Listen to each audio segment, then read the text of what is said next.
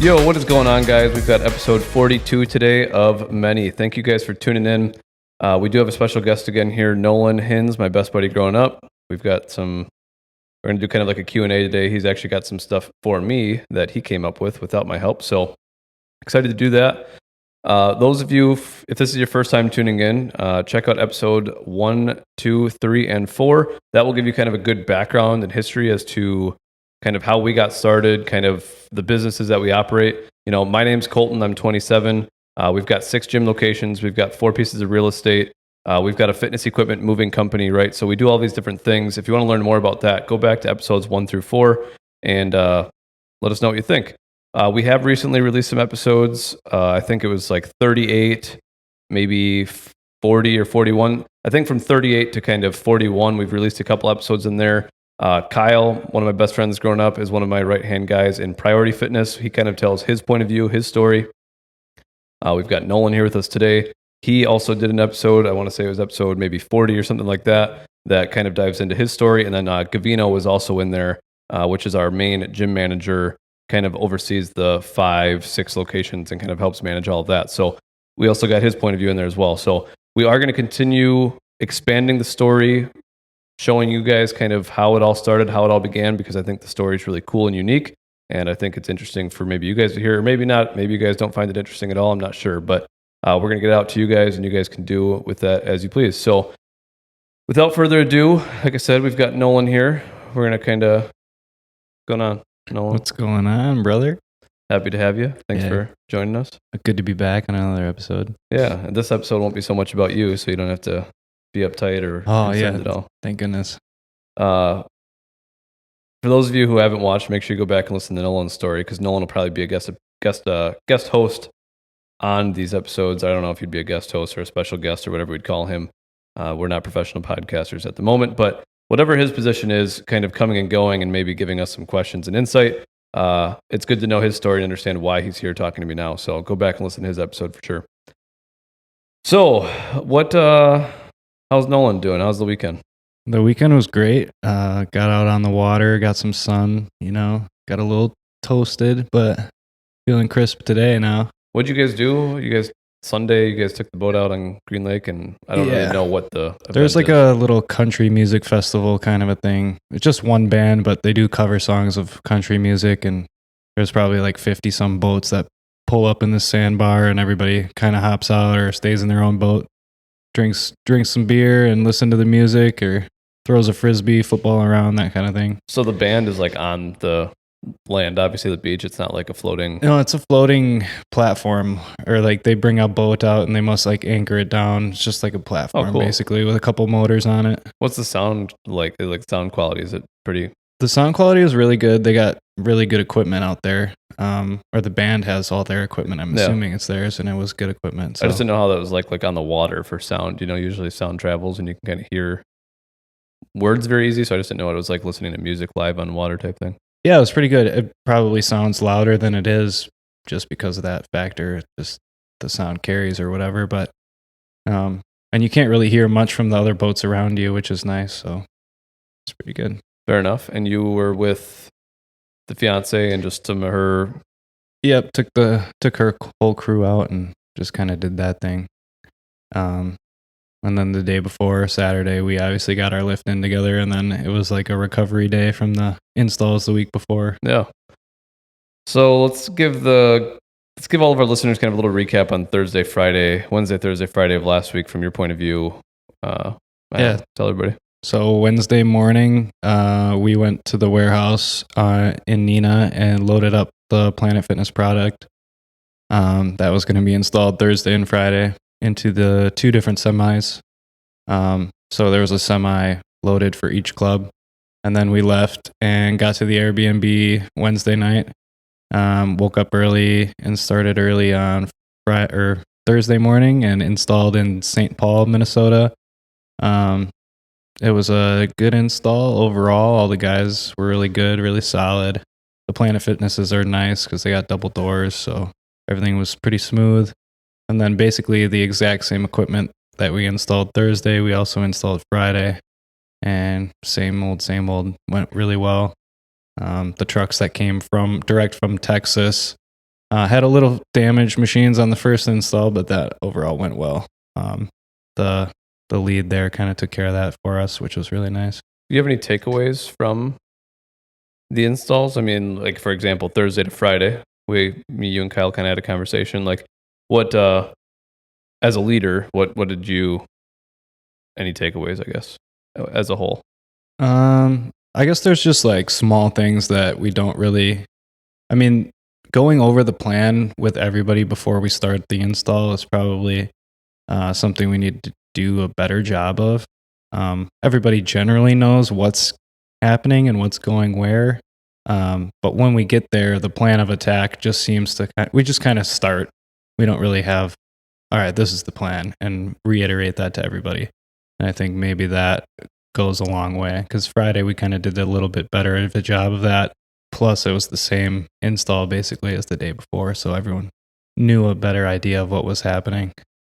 Yeah, I think from my point of view, like as a leader, giving a good vision for what's about to happen, right? Like, hey, here's our plan of attack. Here's our stations. Here's how we're going to go about today. And kind of like, here's the roadmap, right? And I think, like you said, from Thursday to Friday, we did a very good job of that. Basically, because Thursday was like a test day. We did the install, which usually we do, and then we go home. But luckily, we had the exact same install Friday. So now we could be like, okay, if we're going to do the exact same thing we just did yesterday, because most installs are always different, how do we do yesterday better today, right? Like, how do we make it work all better? So that was kind of like, I think that was kind of a fun little test, like I was kind of talking to you about this weekend. And then just over communicating with like, hey, yesterday we did really good, but let's do better on X, Y, and Z. Let's make these like things go smoother. So I thought that was cool. I think, like you said, though, generally giving a better plan of attack before we start, like kind of like a team huddle and then a break, right? Like, hey, this is what your focus is going to be. Mm-hmm. Also knowing what trucks are, it's hard on an install like this. You got 6 different trucks. You don't really know what's coming where, but like, you know, Kyle and you know when our semi's coming, which means you know what's on that semi, which means squat racks or, you know, just our own game plan really. It's just kind of a good point. So anyways, yeah, I thought those installs went well. We got home late Friday night, a lot of us between like 10 and 11 p.m. But overall, it was great. It was great that it was a Friday, like we talked about as well. It would have sucked if it was like a Wednesday or Thursday, because then we would have had to like kind of push off or cancel work for Friday. Our goal was to be done by like 3-4 o'clock and then be home by 8-9 o'clock Friday, but it was more 10-11 o'clock, which it is what it is. So anyways, good stuff. Yeah, Priority Fitness kicking butt, doing good stuff, good installs. I mean, I was happy with both of them all around. I had no complaints. I think our team's strong. Like we were also saying, we've got a very strong like base level team now. Our Priority Fitness compared to 2, 3, 4 years ago, we had some really good guys and then some like guys, and now we've got like just a really good strong like you know, first line of defense or whatever you want to kind of look at it. Yeah, everybody who is there knows what they're doing basically, and you can just tell anybody to go do whatever, and it doesn't matter. So it's really a solid team. Yeah, and even like our newbies, like they're catching on really quick, or they do really good as like a second hand, and yeah, I'm really happy with it. And I think it just comes down to like maturity and leadership too. Like our maturity and leadership has grown, where when we were 21, 22 trying to lead other 21 and 22 year olds or 19 or 18 year olds, because that's what we were doing in our business, it was just like lack of leadership, lack of maturity, lack of understanding. Now we kind of have a bigger picture of kind of like the world as a whole, but just, you know, business and life and stuff. So anyways, we're going to kick it over to Nolan. Nolan's got some interesting questions. So before we get going, I was talking to Nolan beforehand. I want to do a better job of making sure our episodes directly reflect like the Grizzly Life podcast, the Grizzly Life mentality. We have Grizzly, we have Priority, we have these other business ventures, but I want to make sure that each episode has important topics that are being touched to like help the Grizzly Life mindset or mentality, whatever that may be. So that doesn't mean on every episode we can't talk a little bit about Grizzly or Priority. I just want to do a good job of like separating it and making sure like the Grizzly Life is its own brand and that you guys are taking something away from it. I know we do have a lot of like gym listeners, or we have a lot of like people who tune in maybe for the gym stuff, and that's great.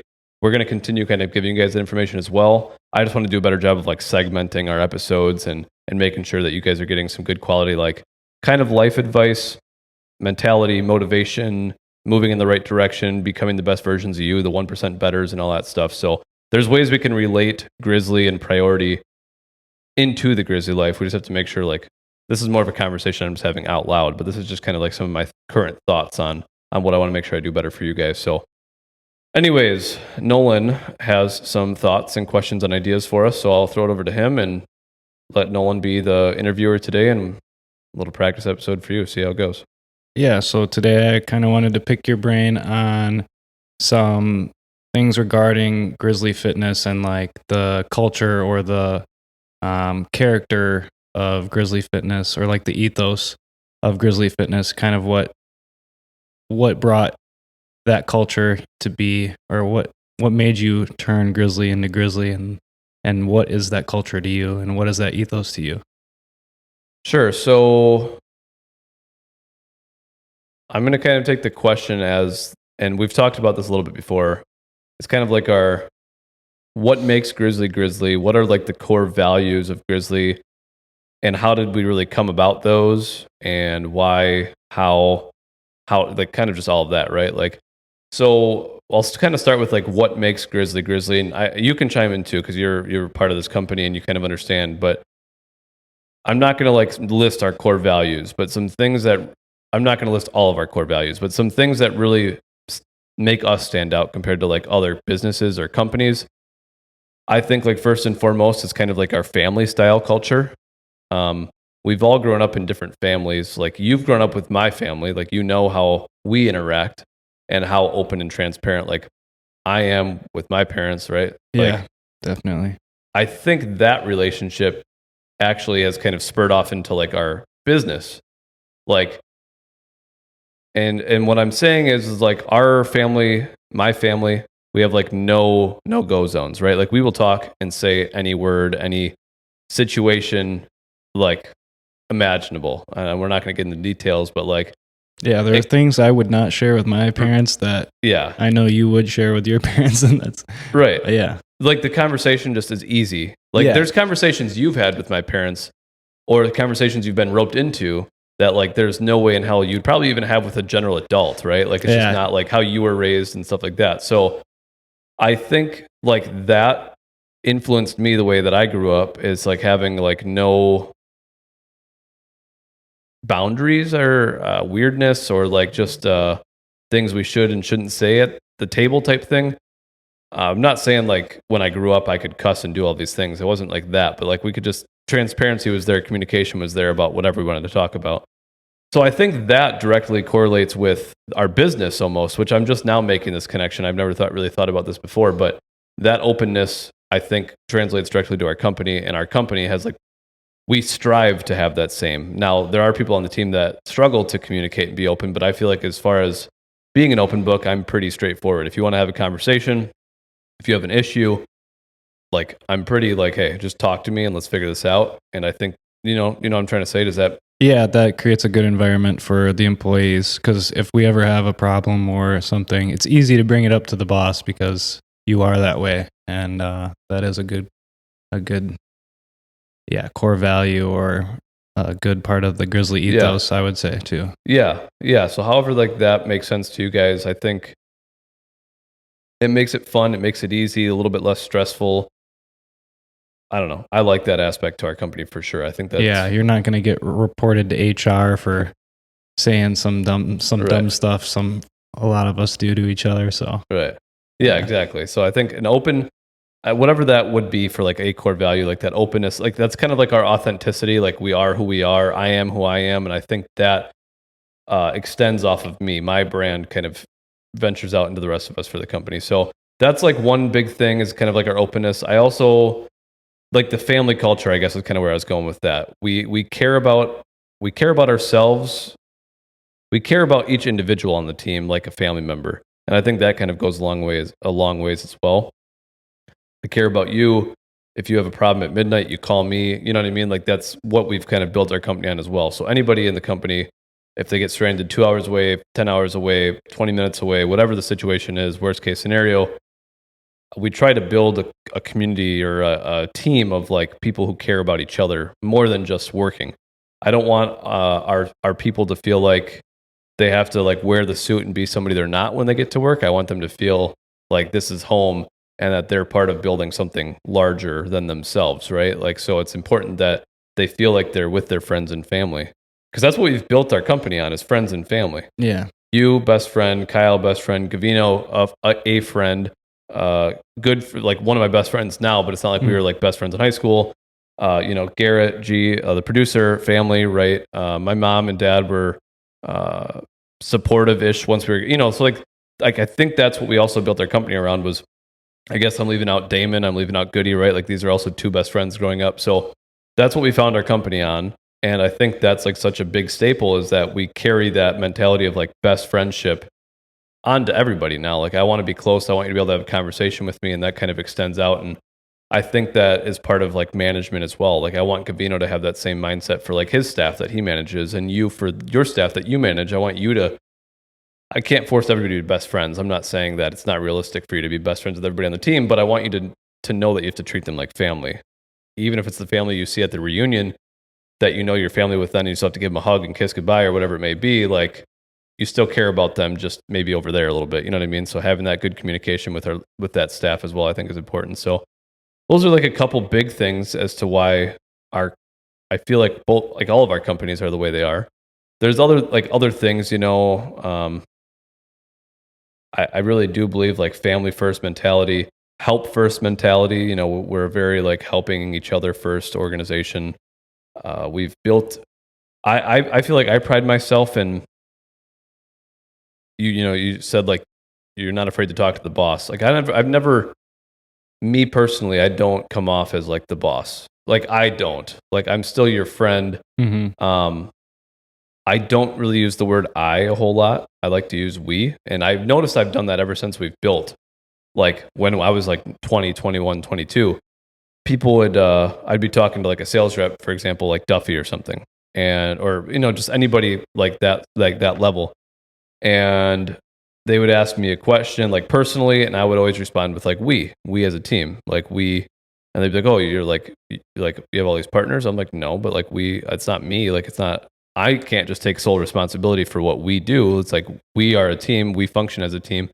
So like the we mentality, there's no I in team. It's we. For example, when we were at Monroe, we cracked a tile. The guy asked who cracked, what happened. And I said, it's our fault. It's my, you know what I mean? Like, it's a team. It's not pointing fingers. And so if you have people on your team that are very like, that person did this, that person did that, or you, or not me, basically, like, we've talked about extreme ownership. Like, you got to own up to your own shit, but it's a team mentality, a team aspect. And I think that's another huge thing for our company is we first, Win together, lose together. Exactly. Yeah. Like, if you screw up, I'm not saying maybe me, you, and Kyle will talk about it, and I'll be like, yeah, Nolan fucked this up the other day. But like, if Nolan screws up and the customer reaches out, I'm going to say, we screwed up. Like, we're going to handle it. I apologize. I'll personally apologize. But like, we as a team, I'm not going to be like, oh, Nolan, my office guy, is such an idiot. He did this, that, and that. Like, that's not the conversation we're going to have. Yeah. Or like, sorry, that tech sucks. We'll send you a different guy. Yeah, right. Right. Like, every time we send a tech, it's our best tech, right? Like, we're sending one of our best techs out to you. Yeah.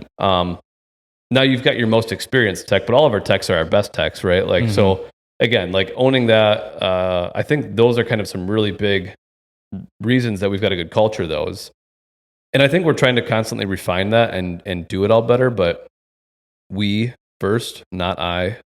Yeah. Team first, family first, right? Like, those mentalities, I think that's I feel like if I was all me, like even when we started 6 years ago, and you probably don't realize it, it's easier to look back on it now, but if I was an I guy, I built this, I did this on my own, I didn't need anybody else. Like, I could have made all this money doing this or that. Like, I feel like that's a much different leader that like I wouldn't follow that kind of person, right? So like I was doing it naturally then, but now reflecting on it, like, I was inclusive. Like, any decisions I ever made, especially early on, like, your opinion mattered, right?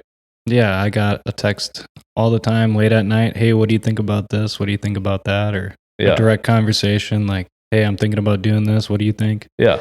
And that always goes a long way too. Especially when you're a smaller company, it feels like you're included and like you can kind of shape the direction of where you guys want to go together. 100%. I love that. Yeah. I mean, I don't really think there were any decisions especially early on, that I made on my own. As we grow, some of those decisions back then, like if they come up today, they're just like a minor thing and that I can handle. But even major decisions, buying stuff, moving stuff, a job, whatever, like a new business opportunity, whatever, I'm asking opinions. Like, and you might not get asked all the questions now because we're on a much larger scale than we were 6 years ago when there's 3 of us in an office or 3 of us on a team or 3 of us on payroll. But I'm still asking opinions. Whether I ask your opinion and I want to go the opposite direction, I still need to understand what you're thinking so I can like get a different point of view, right? Like I think that's important for the team. Yeah, and I think it's important for your decision making too. Yeah. Just having a third party outside perspective is very beneficial in that way. Yeah. So I don't know if you want me to keep going on that. I feel like you've got a good amount of questions to ask, or do you want to build off on that or take that any other? You said you're always like reshaping and redefining kind of the mentality or like the way you're shaping the culture or the culture itself. Do you have any examples or any like thoughts on that at all where you could expand? I'm going to take that question more as like, I feel like what I'm doing as a leader or trying to do more of and correct me if I'm wrong, but I'm trying to like figure out what I'm doing to constantly better our company and like reshape it and continue moving forward and instilling like kind of what we're building and growing. Like, how are we doing that? Yeah, how are you reinforcing the culture and then growing it, I guess. Yeah, that's a good way to put it. I think one of the biggest things right now, and something that I was even working on with you and Kyle, is leadership under leadership. And that's kind of like something I've been saying is developing leaders, which is like one of my most favorite things to do right now, just developing people in general into the person they can be and to like bringing them up to the next level. So one is like one thing that that I'm constantly doing is like self-reflection, like how I said what I said, how I did what I did. Was it appropriate of me the way I said it, or interacted with so and so on the phone, right? Like I'm constantly trying to give myself feedback on like, was that a good way that I handled that? Did I take a deep breath? Did I take the 5 minutes and cool down before I made a decision? So that's kind of a personal thing. But where I'm going with that is the self-reflection. Thursday to Friday, we made big changes. And I talked to you and Kyle because I wasn't trying to be the one making the big changes because that's not my role. I wanted to put you and Kyle in a position like, how do we do better today as leaders?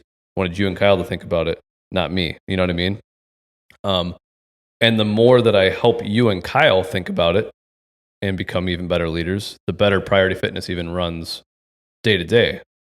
Priority runs without me and with me. I help on a lot of back end things, then I help some on the major things, right? You guys continue to do a better job without me, and the companies continue to move in the right direction. Obviously, I still am involved in sales and stuff like that. But I don't know if you noticed, but like those little tips and tricks that I'm trying to make you guys think about is like, I'm not doing that as like I'm nudging you. I'm trying to be like, hey, but I want you guys to just pick that up on your own. Even in the last couple of weeks when I'm like, dude, you just need to like get out of your comfort zone and just you personally tell people when they need to do something better, which I've already seen you do a handful of times in the last 2 or 3 weeks when I've been working with you, the couple days.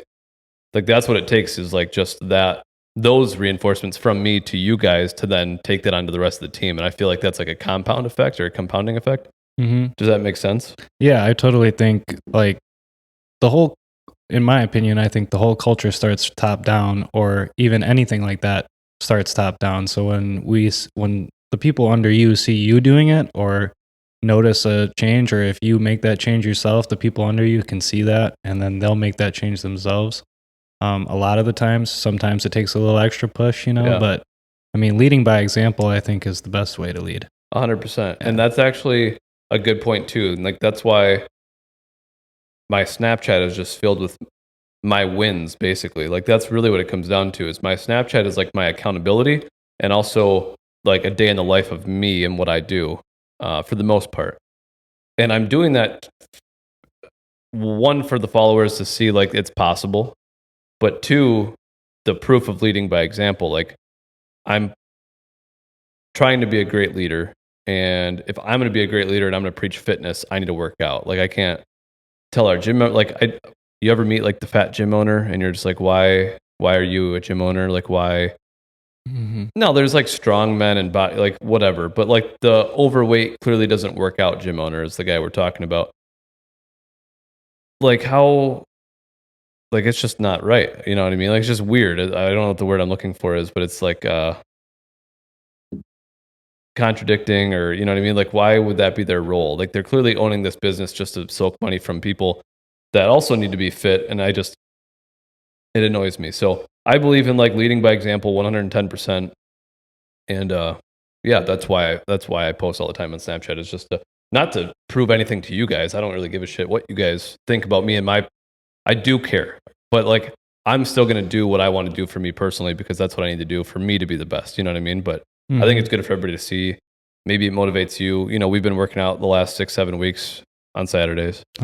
Which is a step in the right direction. So, yeah. Anyways.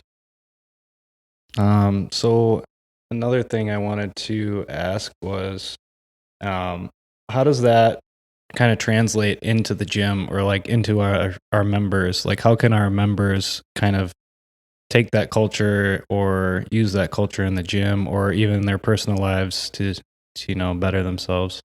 Sure. So taking like our ethos, our values, and like relating it back to our gym members somehow. Yeah, or what effect does like that ethos have maybe even on your gym members without them knowing, or you know, how does that culture kind of influence the gym? Or I think like one good example would be, this is just good customer service, but people walk in and we want to make them feel like this is part of their home, right? Like we're primarily small community, small towns. And so it's important to still feel like a mom and pop gym, which we are. And that's like what our brand is like a mom and pop gym that gives back to small communities. We just have multiple locations because that's what we do.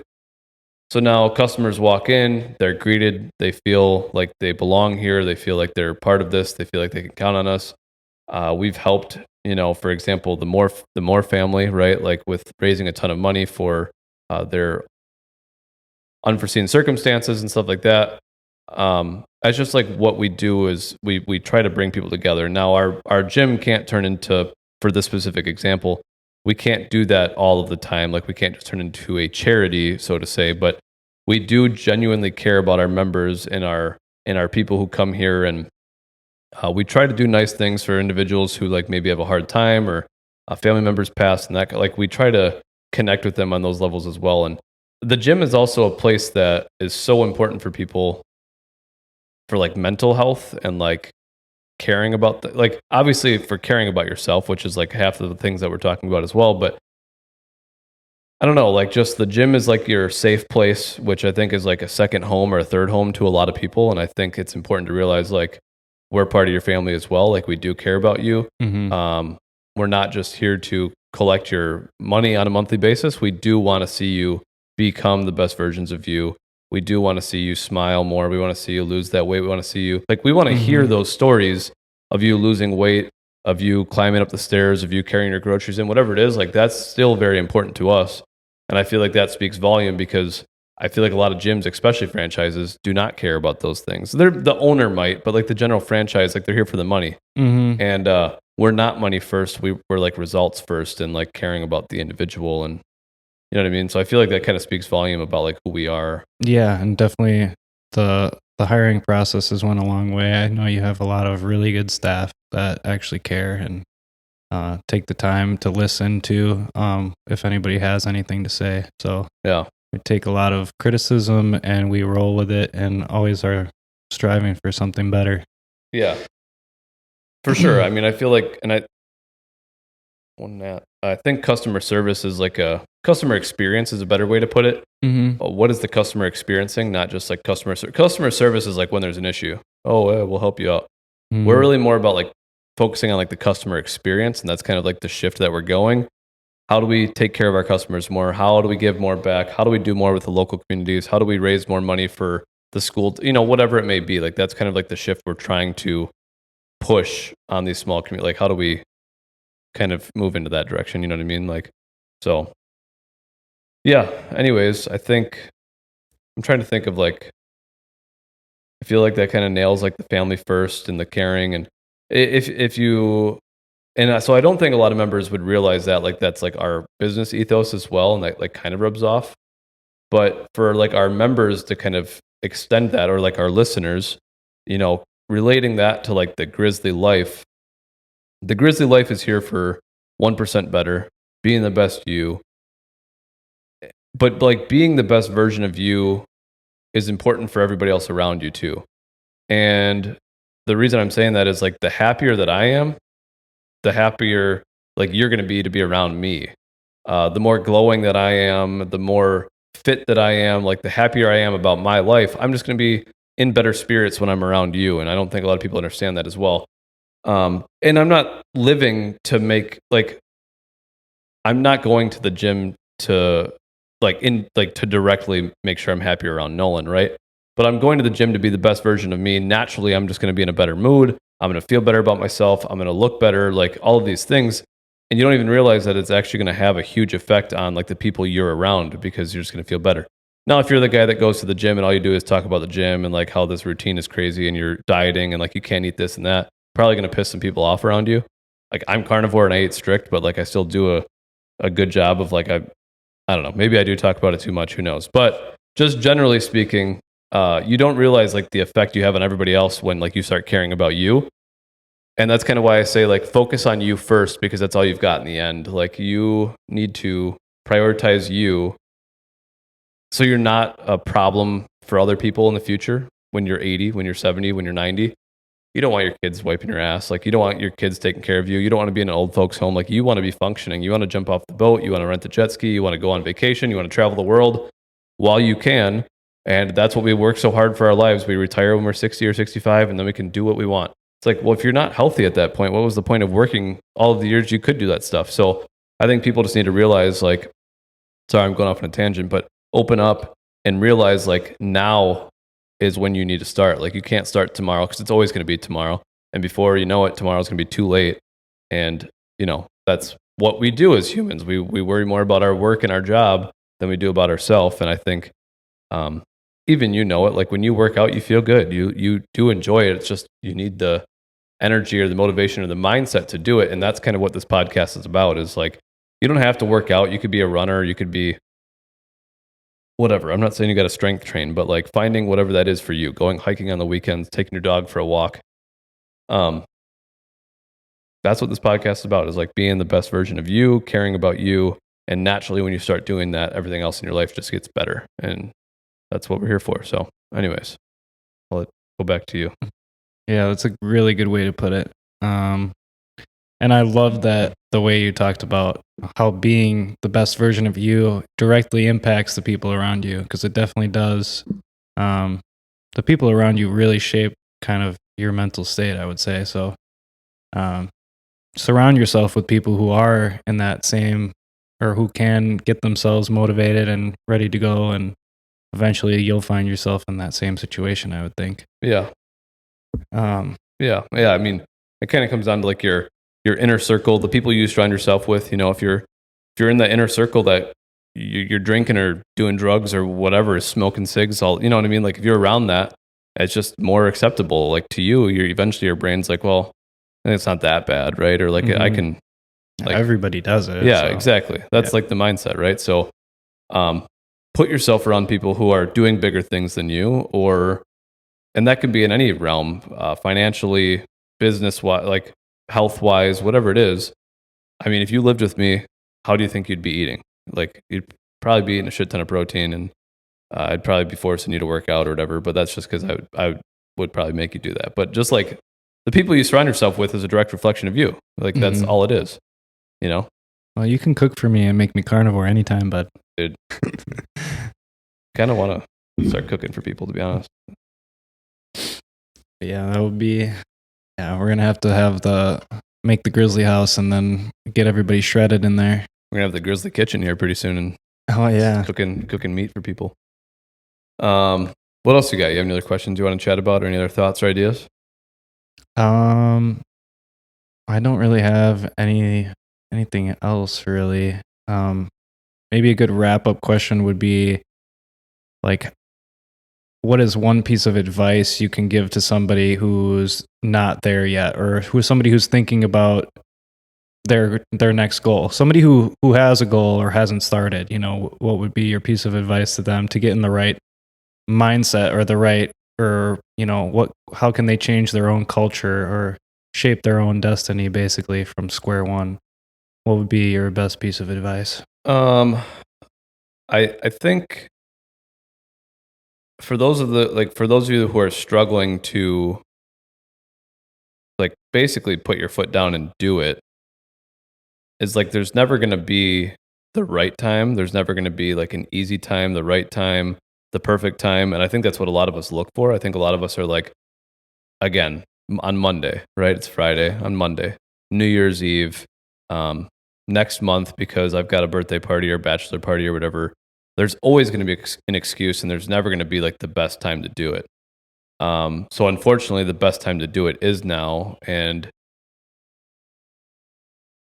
the individual, like, I can't force you to do anything. Nobody can force you to do anything. So as motivational as I want to be, or tell you exactly what you need to do, like until you are ready to change, you're like not going to change. And I know I talked to you about this. I read the book QBQ. Once you can accept that other people aren't going to change until they're until they're ready to change, until they flip that switch in their mind that says today's the day, there's nothing else that like any of us can do to change that. So for that person that is struggling, just realize there's always going to be an excuse, and that's like resistance. That's our body telling us, you know, that's our, like the procrastination. It's the resistance. Our mind is very good at that.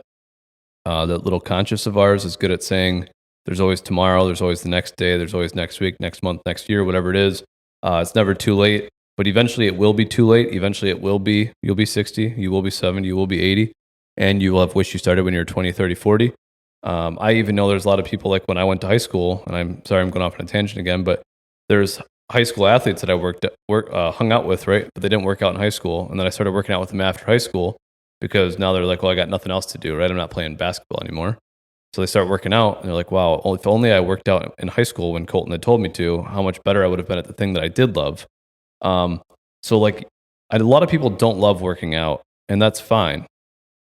But you're working out for all of the other things that you do love, right? Like the reason we put our body through stress and agony, and we go for runs, swims, bike rides, whatever it is, very rarely are we like, I mean, people do enjoy it, but like the average person is like not going to be motivated to do that. But realize you're doing the things you don't love for the things that you do love. And that's your family, your friends, your kids, your life. Like, I think that's like a very good thing to think about is, it doesn't matter if you like to work out. It doesn't matter if you like to go for a run. It's like what you need to do in order to stay the best you. And once you don't have like those abilities anymore, you're going to wish you did have them, you know? So yeah, I think it's just, there's never going to be the right time. I think you need to worry about, you know, today and being the best you today. So got that car glaring right at me. I don't know if you can see it, but, so yeah, I don't know. Maybe that's not my best piece of advice, but I think people need to realize, time's going to come and go, and it doesn't care about you. So, stop giving excuses and just start, you know, prioritizing you. And again, when you become the best you're the happiest, you're the healthiest, you're smarter, you've got more mental clarity, like everything is just better. So take it from me, I'm living proof of that. I've cleaned up my diet, I've cleaned up my workout routine, like all of these things. And I know firsthand that that's the truth. Like that's how you feel. And you've worked out heavy in the past, and, you know, and plus, a lot of us like to eat. The more you work out, the more you can eat, right? You burn more calories, you put on more muscle, you can eat more food. I like eating. Side note. So that's all I've got. If that's all you've got, unless you've got anything you want to add to that. So if you want to work, or if you want to eat, all you got to do is work out more. Right. Yeah. All right. More calories out, more calories in. So good. So thank you guys for tuning in. Hopefully you guys took something away from this. Again, our goal was to kind of circle back to the Grizzly life. And at the end of this, we did a very good job of coming back to the Grizzly life mentality, the mindset, the things that you guys need to do and think about.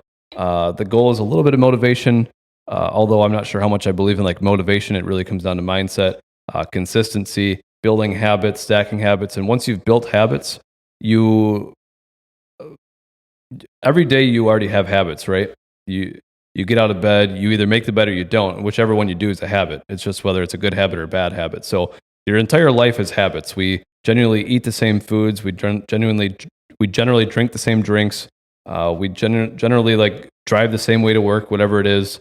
Like open the door, brush our teeth. Like all these things are habits. We do them, and you don't think about them.